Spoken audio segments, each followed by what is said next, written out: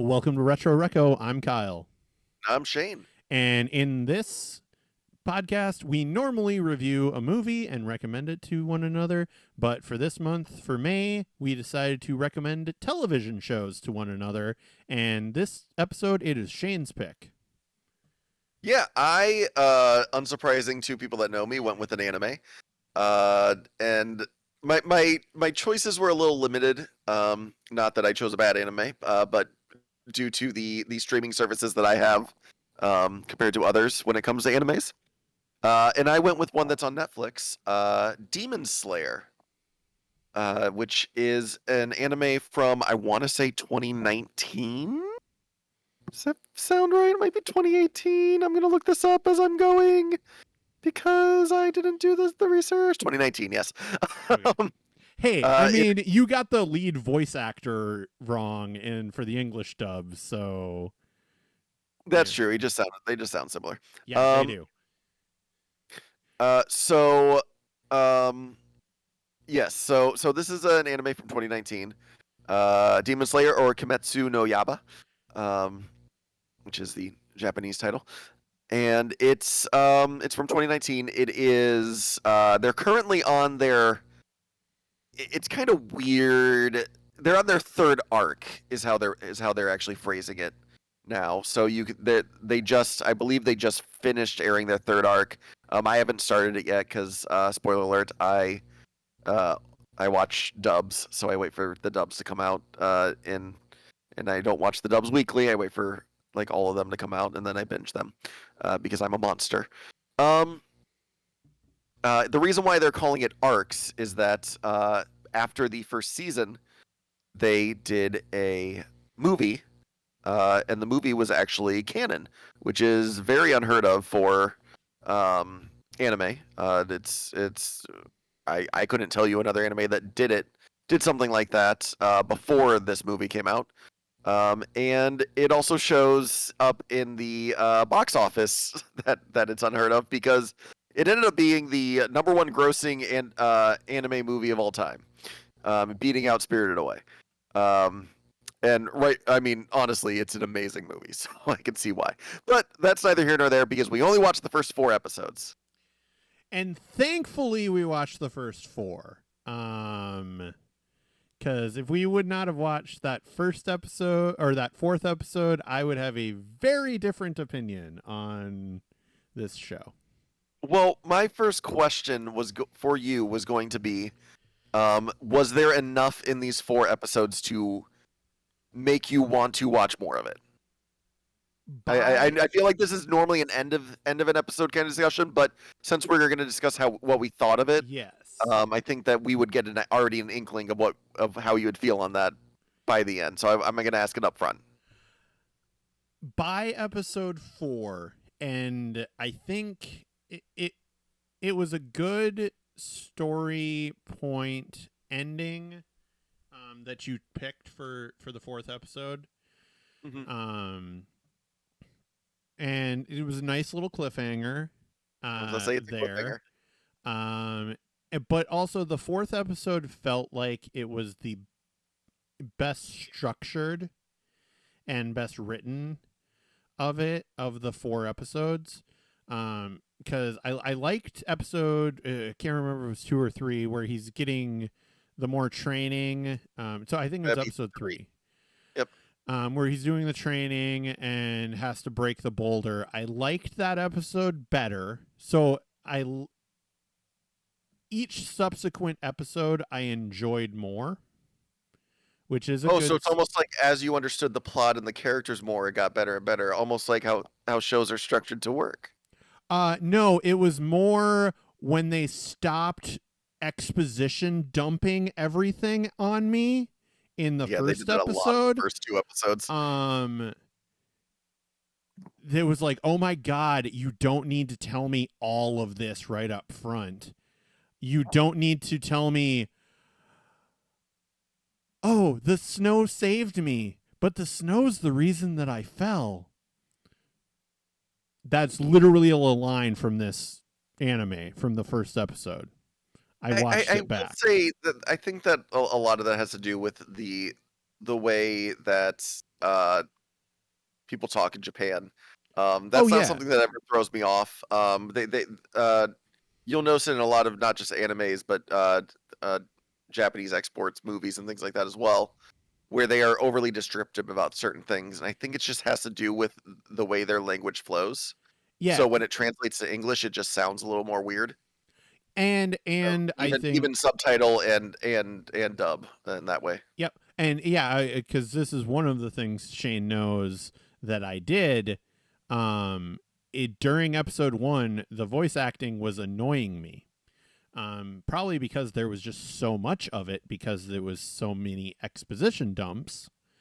That I'm like, I cannot stand this lead voice actor. I'm going to switch it to the Japanese with subtitle instead. And I also realized, like, no offense to the voice actor, what my problem was. And it's a weird thing about actually how it was adapted, in the fact that it is an adaptation of a manga series. Yes. And it very much feels like an adaptation of a manga series, because you hear the internal narration going on a lot, and I think it was just a little too heavy in the first couple episodes, of that internal monologue and that internal narration.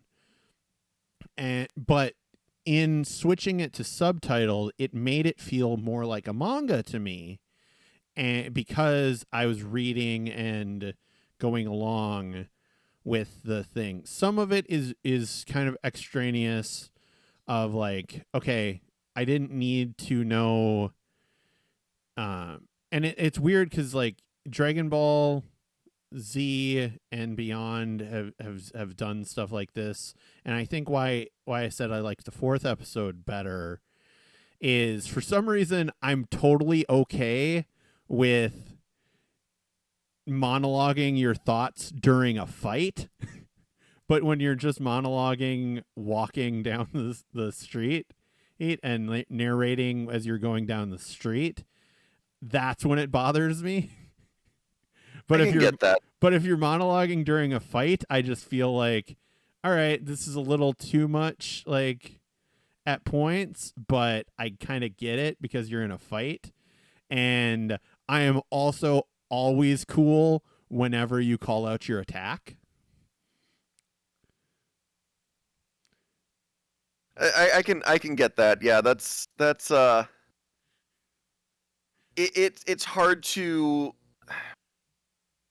you can show description in the actions only so much, and you have to set up where the show's going.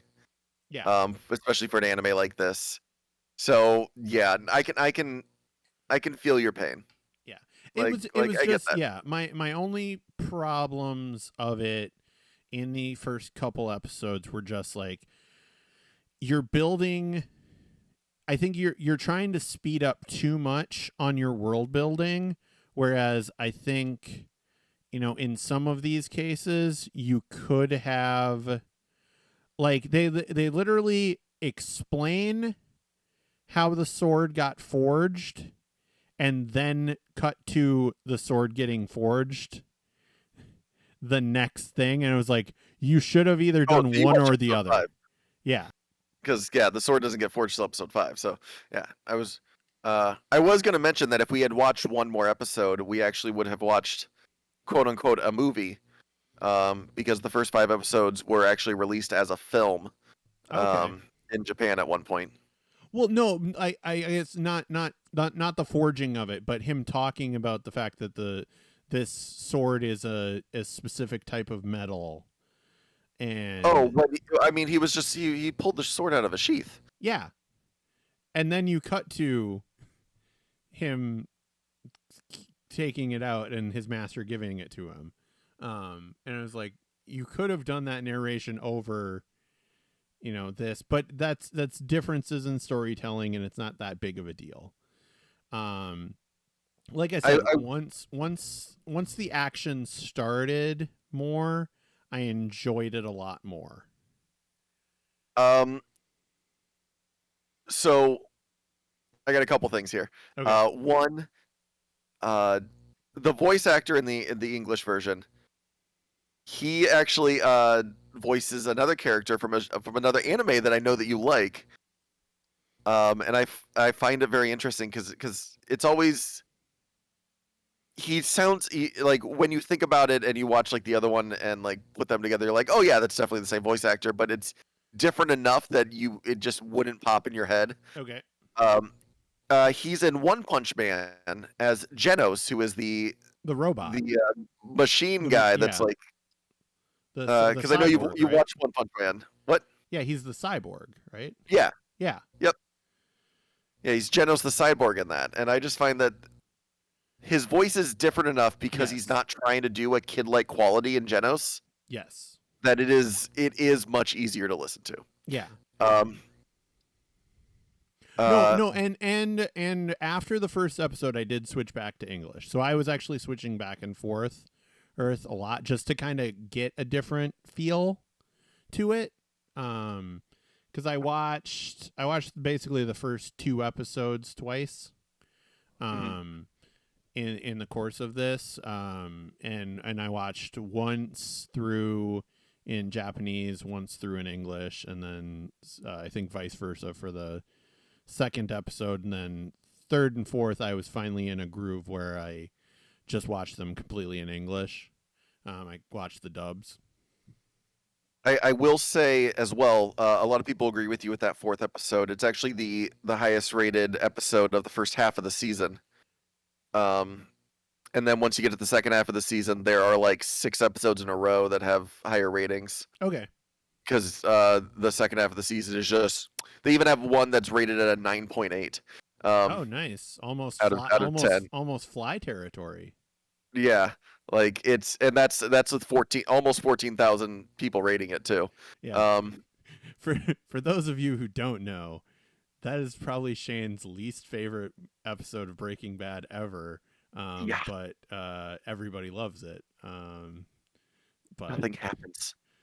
Yeah, but it's a really good episode. The episode begins and ends with the same mindset. Like the characters don't grow or change.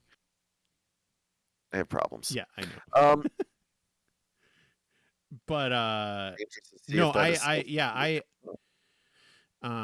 he's got a 7.8. What are you talking about? Okay, it did. Well, that's because I think Ozymandias has finally taken over, which actually makes sense because it's very plot specific. So that season has 2 episodes with a 9.6 though.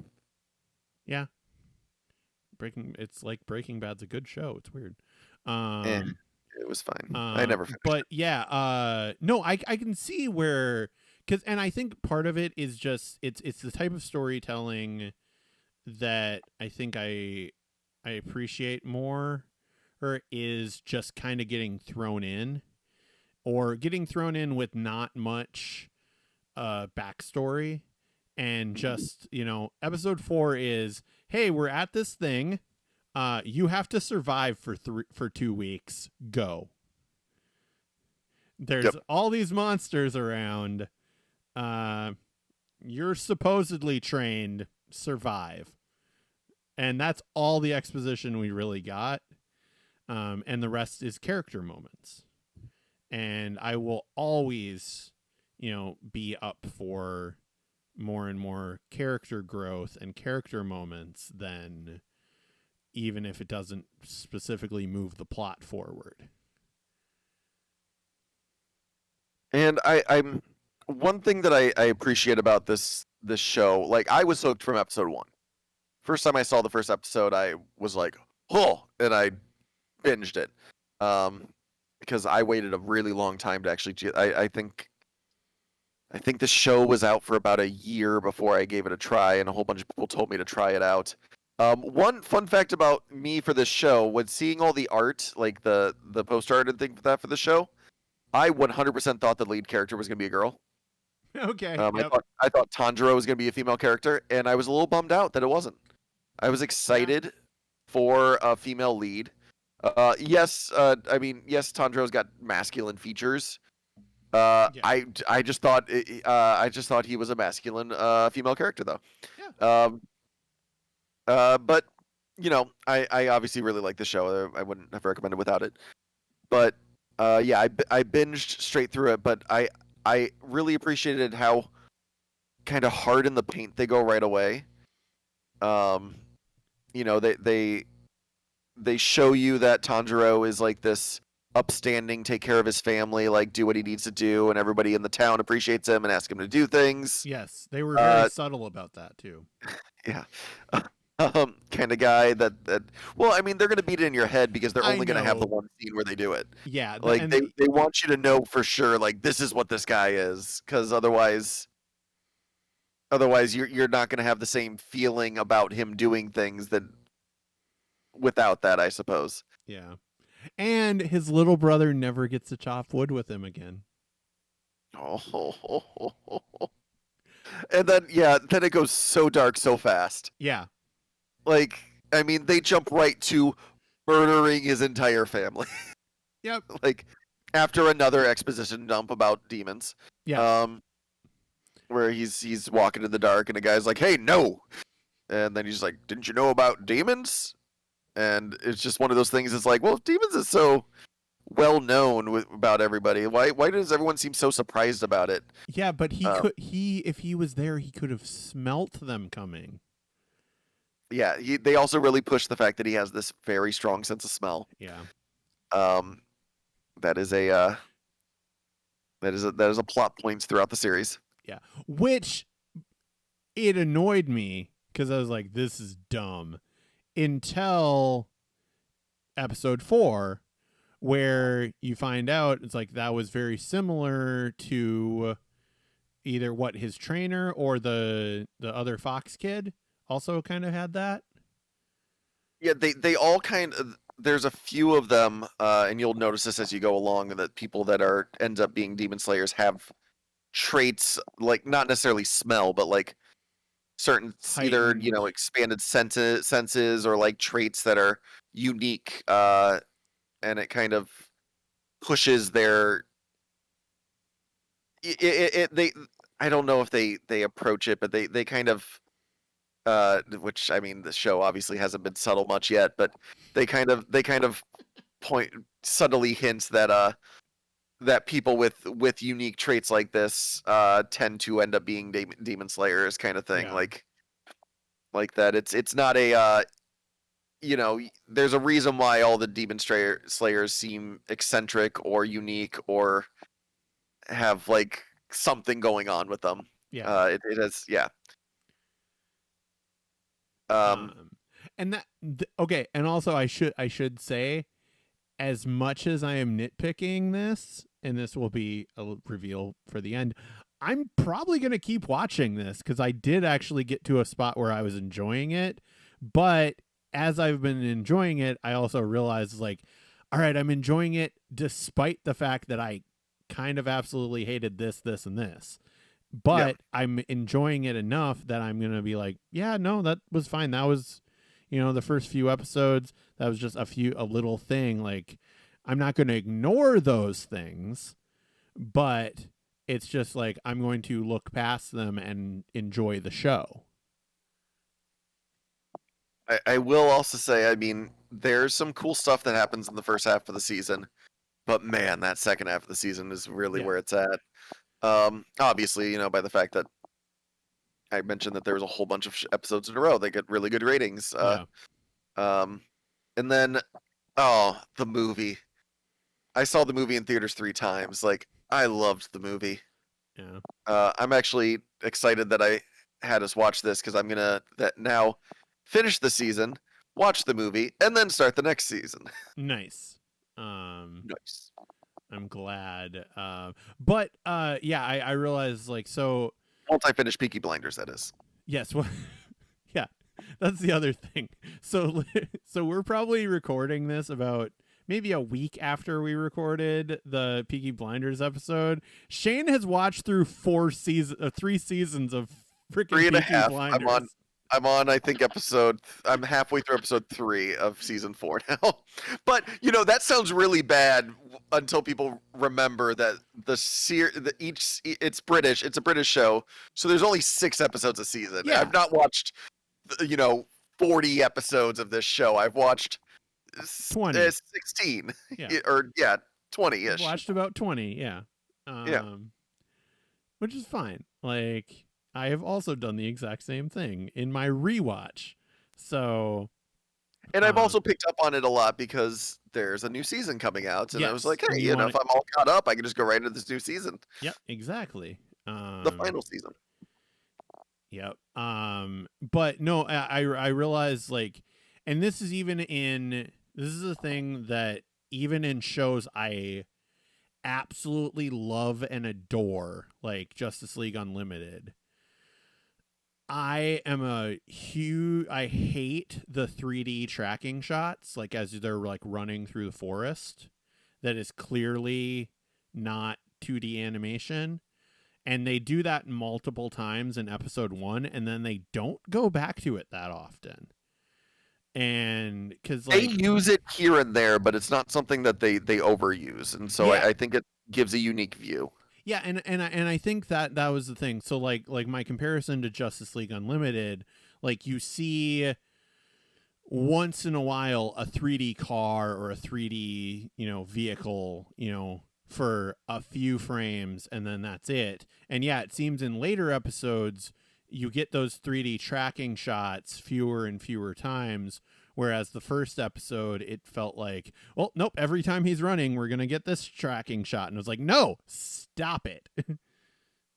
What I really like about this show, when it comes to the animation, is when and you've seen a little bit of it now, but when he starts using his techniques and the water and the way that's like, it's almost like color pencil drawings. Yes, I love that.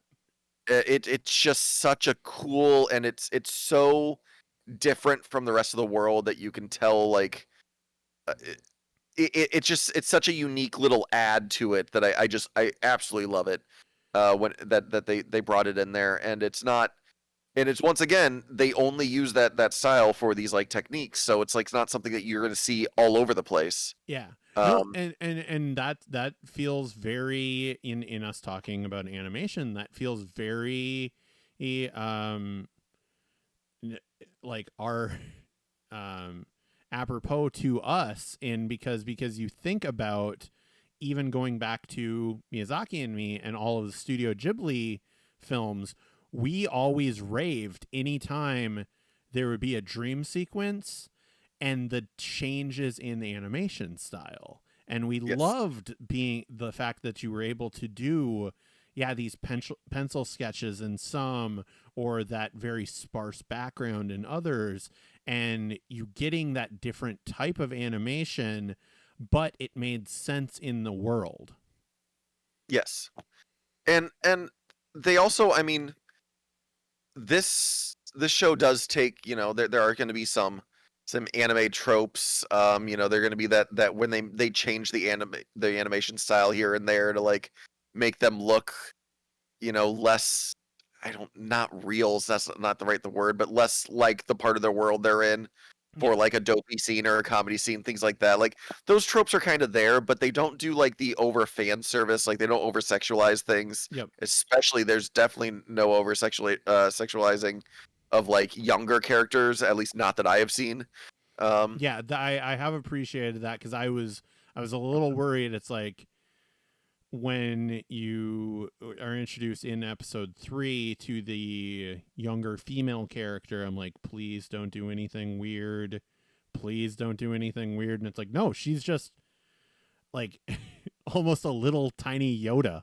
And I loved her, because it's like, no, her brother's kind of a jerk, and she's going to be the one to actually teach him these techniques and make him realize, what his potential is going to be, and kind of unlock that. And we're not going to get anything weird. We're not going to get an over sexualization for some reason and anything like that. It's just a strong female character who then we find out is a ghost or something in the next episode. But because like, nope, she already dead. She already got killed by something. It's like, oh, so okay, now I also like the way that they do that. Yeah. And they, I wish that you haven't watched episode 5.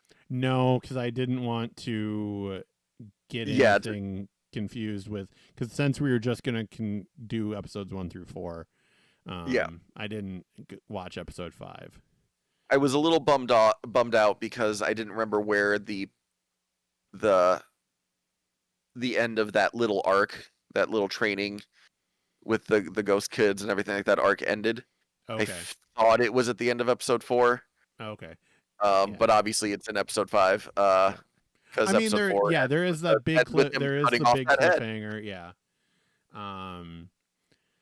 But I think even if we would have stopped at episode 3, I think I would have felt like continuing, because I think episode 3, Okay. like I said, episode 3 was still stronger than episode 2, which was stronger than episode 1. Oh, And I thought episode 1 was stronger than episode 2. I liked But the also I didn't get bothered by the exposition though as much as you did, I think. yeah, I think that was probably the difference. Cuz I liked the, it's a trope obviously, but I like the gruff old teacher, you know, and stuff And his like dick nose. yeah, the mask is weird, but yeah. It's like I like the gruff old teacher, and then it's like, nope, I can't teach you anything else. You've got to do this on your own. I'll just say that mask will look normal once you get to episode 5. Okay. Cool. As in, there's another mask that'll make it that'll be like, oh, I'm. Okay, so there's just something worse. All right, that makes Yep. that makes sense too. But I yeah. also really like though during the training arc where he brings him out to that boulder and he's just like, until you slice this boulder in two, you can't go and take the test Yeah. and become a demon slayer. And then once he actually does it, he straight up says, he's like, I've had so many people die. I didn't think you would do this. Like he pretty much says, I gave you an impossible task, knowing there was no way you could do it. Yep. And he still does it. And it's kind of a cool little moment. Yeah. I really like the show, and I'm so it's weird to say, like, I love a lot of stuff that happens in season 1, but by God, Jerry, the movie, the movie after season 1, I'm so excited to watch it again. I watched that thing in theaters 3 times. I cried every freaking time. Yeah. I just love it. I love it. Yeah, no, it was like like I said, I had problems with the first couple episodes, but I see that was just kind of character growth, and it's just, it is hard adapting stuff from other mediums and finding that balance. Yeah. And I think that was the struggle that the creators had with the first few episodes, and it felt like by episode 4, I felt like everything gelled really well, and I think they realized, because it's hard to also pay. I can see, like, it's hard to pace out a show like this too, because I can see that you'd want to kind of get in and kind of throw into this final selection as quick as you possibly can.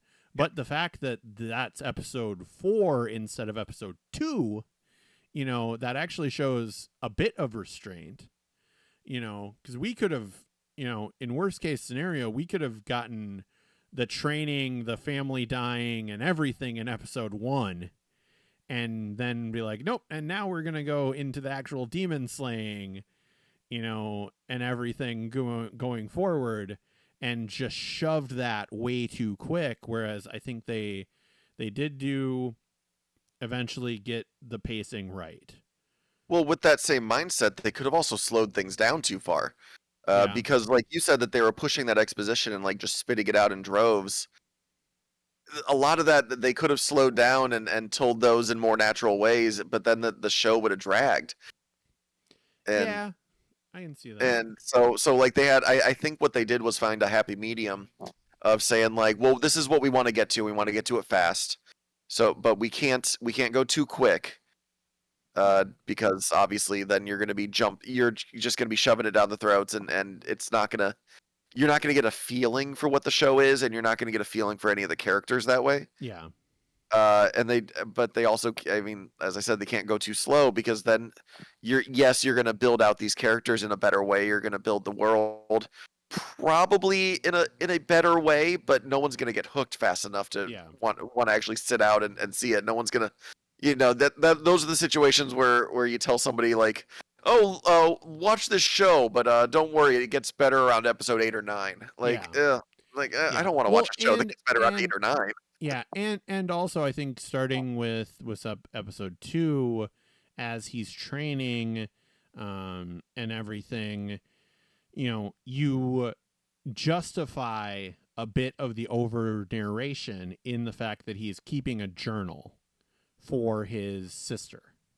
Yes. And writing letters for his sister. So the fact that now we have justified the narration and the kind of over explanation of some points, other than the culture differences, for a Western audience, we see it's like, nope, this is why you're getting a lot of narration, because this is going to be diaries and messages to his sister, and keeping track and logging everything, for her,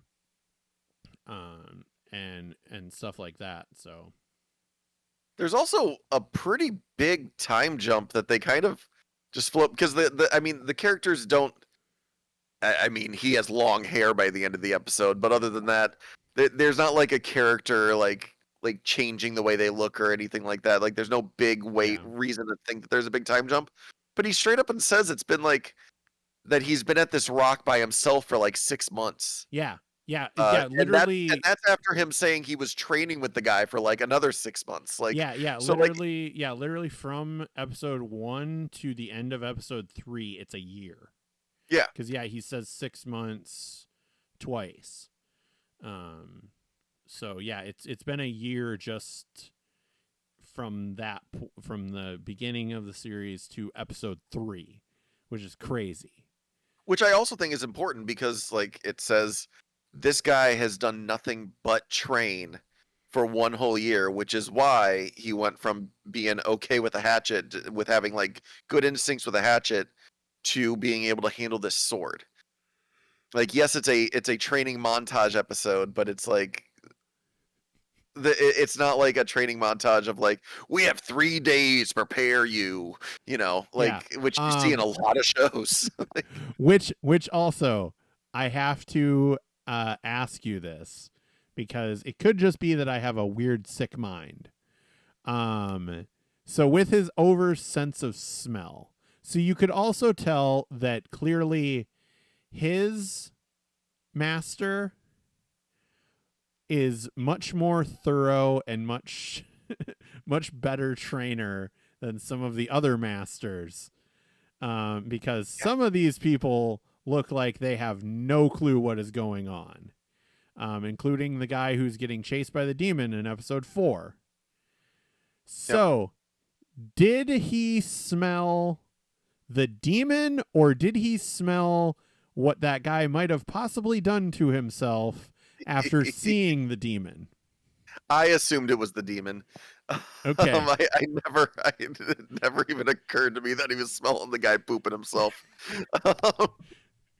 Like I said, weird sick brain, but you never know.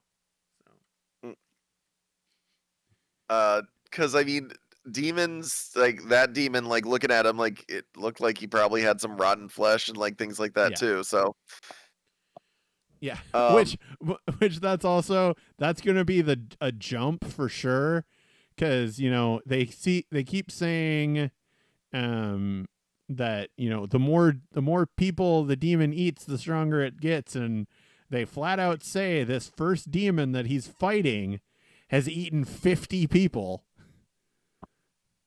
So that means Oh, it should be pretty strong. and also dark moments, like the idea that Tanjiro's master has no idea that he has given this mask that he thinks is a protection thing to his students, and then just leading, like, that is just a flag saying, like, kill this person to this demon, and that's why all of his students are being killed, is because he's essentially given them something that is a signal to be hunted. Yeah. Is just such a sad moment, because, like, you can tell it has such good meaning to his master, when in the end it is zero help at all. Yeah. It is more Well, than zero help at all. yeah, It is a yeah. giant hindrance. Yeah, I think they say like what 13 or 14 out of the 50 people that he's killed have all been this guy's students. Yep, he said that he would be the 14th one, I believe. Yeah. So it's like, holy crap. Like, that's crazy. Like, over a fifth of, these guys' targets, have just been, revenge for this, guy. And I don't remember, so it could happen in episode 5. I don't know. I haven't watched it in a little while. But, like, the idea if Tanjiro goes back and tells his master that, he killed this demon that was hunting these people, and how would his master know, though? Like, yeah, how would he know that the mask is what's causing that? Is just, yeah. As like I said, as much as I complained about some stuff about this, I did come to enjoy it, and I do want to watch more. So like I am gonna like actually keep going on this series. It will be, as anybody who's friends with me on Facebook, it might be between things, because I just posted what all is coming out between the end of May and the end of June, and wow. you missed a couple things too, but oh no, I missed a couple things, and then people told me, and I was like, oh crap, how did I miss, like, other than the fact that it's just been a while, how did I miss Umbrella Academy? Yeah.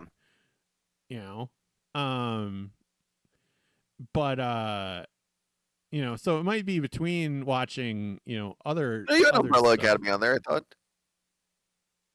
You missed Stranger Things. I missed Stranger Things. That's what it was. Yeah. Which is even more egregious. Let's be honest. Like, it was like, how did I forget Stranger Things? But which is like next week, which is wild. Yep, May 27th. Yep. They are not dropping all the movie. They're not dropping movie. They're basically movies, because they're all an hour 15 minutes or longer, including the last one being like 2.5 hours long. But they're doing half of them, and then the next week they're doing the other half. Okay, well, I mean, that's better for Obi-Wan. Because that means I might be able to watch an episode of Obi-Wan between that. So I didn't even watch Boba Fett. Like, I just... Yeah, I know. But yeah, overall, like I had a few problems here and there with some of the stylization, but I think overall, and also we've got to point out, like, other than the 3D shots that I didn't love, the animation for the show is gorgeous. Yeah. It is so well done. And yeah, I think, yeah, by episode 4 they really start nailing down the style, and like you said, I think I'm really very much going to enjoy the fight style that they do. There are some great ones. There's an episode in the season that has one of the best fight animations I've ever seen. Like, yeah. It's great. But yeah, I came to enjoy it. I'm gonna keep moving forward with the series, and yeah, it was a good pick. You did good. But like I said, I'm really glad you got to episode. It's very similar to me, to you and I watching the first 2 episodes of WandaVision, where I could tell if we did not watch episode 2, you would not have finished that show. Yeah, I would have had a tough time, and then I ended up I haven't watched Moon Knight yet, but I would say it's probably my favorite of the Yeah. second favorite. Hawkeye's my favorite. Yeah, Hawkeye was just fun. So yeah. Which Um also looking at other people's rankings, I apparently have the like reverse of what everyone else thinks of these shows. But I'm not surprised given that it's you. yeah, But no, I think kind of like you with WandaVision, if you wouldn't have gotten to that point, I don't think you would have gone forward, or it would have taken a while. I think really if I would not have gotten to episode 4, it would have been a lot slower going of me having the ambition to keep watching it yeah. as much. Um, so yeah, it was a good stopping point at episode 4. Yeah. What are your final thoughts? Love the show. Watch the show. Watch the movie. But keep keep it on. The show's great. Um, that's my final thoughts. I don't know. Great job. I got nothing else. Thank you. So I do actually, for once, so for next episode we will go back to recommending movies, and I actually do have some options for you. Ooh, okay. And I decided to do it in a fun way that will be completely random for you. Which of these songs do you like better? Space Oddity by David Bowie, or 1 Week by Bare Naked Ladies? Well, it's been which one do I like better? Yes. That's I mean,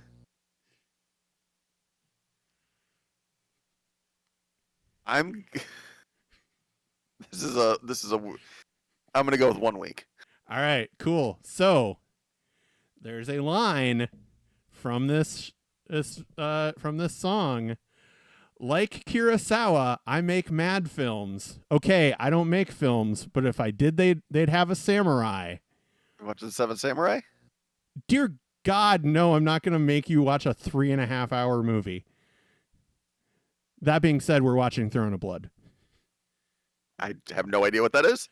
Throne of Blood is, so since you do know what's have you seen Seven Samurai? No. Okay. One, it's 3.5 hours long, so I didn't want to force you to do it because it obviously is in Japanese and it's black and white, so it would have to be subtitled in black and white. And I figured I've seen The Magnificent Seven. I know what's up.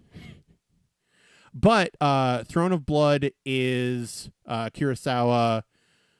He did one movie that was modern right after Seven Samurai. And then then 2 years later, because Seven Samurai was 55, in 57 he came back to do another samurai film, that is Throne of Blood, and Throne of Blood is loosely based on a certain Scottish play. Oh, The Tempest. Yeah, sure. But yeah, so and I actually had not seen it in its entirety before, and I actually just watched like half of it in the last week because it felt like a very fitting follow-up to Demon Slayer in the fact that it is very feudal Japan era. So we've got samurais, we've got a lot of sword play going on, so I thought it would be a very me pick for I'm gonna guess HBO Max. HBO Max, because it is in the Turner Classic Movie hub. Okay. So it is streaming on HBO Max. Yep. It is Throne of Blood. It's from 1957. Awesome. So cool. Until then, follow me on all other social media stuff at Knocked Out Films. and be good to each other.